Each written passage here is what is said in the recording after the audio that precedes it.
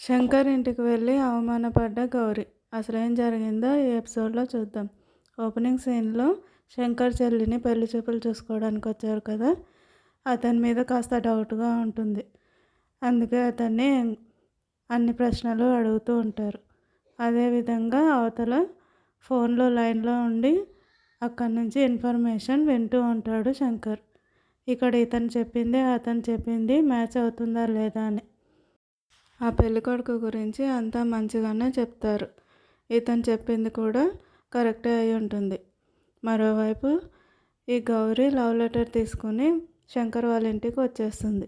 బయట సెక్యూరిటీగా పోలీసులు ఉంటే లోపలికి వెళ్ళాలని అడుగుతుంది. అప్పుడే ఆ లెటర్ గురించి చెప్పి లోపలికి వెళ్ళాలని మాట్లాడుతుంది.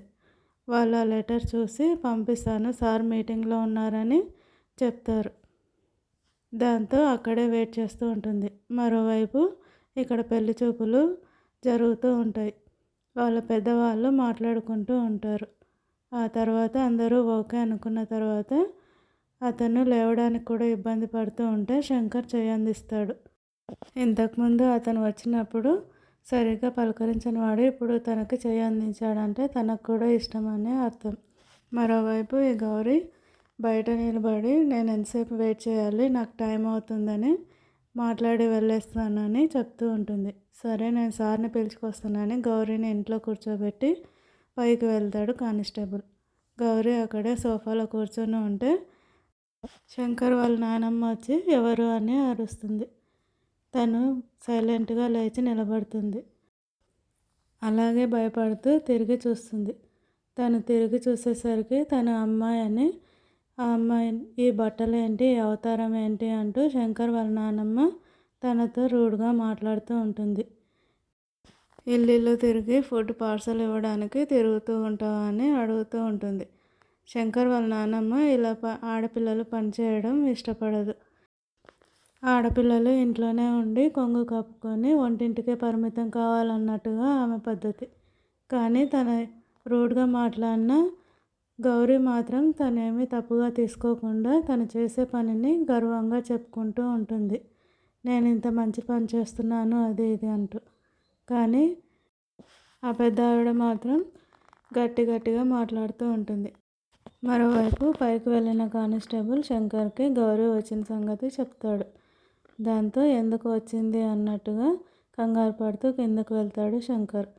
తనని చూసి పైనుంచి దిగుతూ ఉంటే గౌరీ గాలిలో విహరిస్తూ ఉంటుంది. కలలు కంటూ ఉంటుంది. తనని చూసి సిగ్గుపడుతూ ఉంటుంది. ఎందుకు వచ్చావని అడిగితే మంచిగా మాట్లాడుతూనే నాకు ఇవన్నీ ఇష్టం ఉండవు, నాకంటూ ఒక గోల్ ఉంది, నేను పెళ్లి చేసుకోవాలనుకోవట్లేదు, ఇప్పట్లో నేను పోలీస్ అవ్వాలని, నేను మిమ్మల్ని ప్రేమించట్లేదని మాట్లాడుతుంది. దాంతో శంకర్ వాళ్ళ నాన్నమ్మ గట్టిగా అరుస్తుంది. అసలు ఏం మాట్లాడుతున్నావు, నీలాంటి వాళ్ళు డబ్బు పరపతి ఉన్న వాళ్ళని చూసుకుని వాళ్ళలో వేసుకుని ఇలా మోసం చేయడానికే వస్తారంటూ మాట్లాడుతుంది. నేను కాదు రాసింది, నీ మనవడే రాశాడని లవ్ లెటర్ సంగతి చెప్తుంది. వాళ్ళు నోటికొచ్చినట్టు మాట్లాడేసరికి గౌరీ కూడా గట్టిగా మాట్లాడుతుంది. నువ్వు లెటర్ రాసి నా మీద నిందలు వేస్తున్నావా, అసలు ఈ లెటర్ ఎవరు రాశారు అంటూ, ఏం రాసావో చదివి వినిపిస్తాను అంటూ చదువుతూ ఉంటే అది విని శంకర్ వాళ్ళ అత్తయ్య వాళ్ళు నవ్వుకుంటూ ఉంటారు. కానీ శంకర్ వాళ్ళ నాన్నమ్మ ఆ లెటర్ లాక్కొని నీ నాటకాలు మా దగ్గర కాదు, మర్యాదగా ఇక్కడి నుంచి బయటికి వెళ్ళిపో అని రూడ్గా మాట్లాడుతూ ఉంటుంది. తనని అంత గట్టిగా అరిచి మాట్లాడేసరికి గౌరీ బాధపడుతుంది. అలాగే శంకర్ కూడా తనని కోపంగా మాట్లాడతాడు. వీళ్ళంతా గట్టిగా మాట్లాడి ఇంట్లో నుంచి వెళ్ళిపోమ్మని కోపంగా మాట్లాడుతూ ఉంటే తను ఏడుస్తూ బయటకు వెళ్తుంది. గౌరీ తనంతట తాను బాధపడుతూ బయటకు వెళ్తున్నా కూడా వాళ్ళ నానమ్మ మాత్రం మళ్ళీ దగ్గరకు వచ్చి ఇంట్లోకి వస్తుందేమో అని తలుపు వేసేస్తుంది మొహంపైనే. శంకర్ లెటర్ రాయలేదని తెలుసుకుంటుందా గౌరీ? ఆ సీరియల్ కిల్లర్ గురించి గౌరీకి తెలుస్తుందా? అతనే తనకి లవ్ లెటర్ ఇచ్చాడన్న సంగతి ఎలా తెలుసుకుంటుంది? గౌరీ అబద్ధం చెప్పట్లేదని శంకర్ ఎలా తెలుసుకుంటాడు? నెక్స్ట్ ఎపిసోడ్లో చూద్దాం.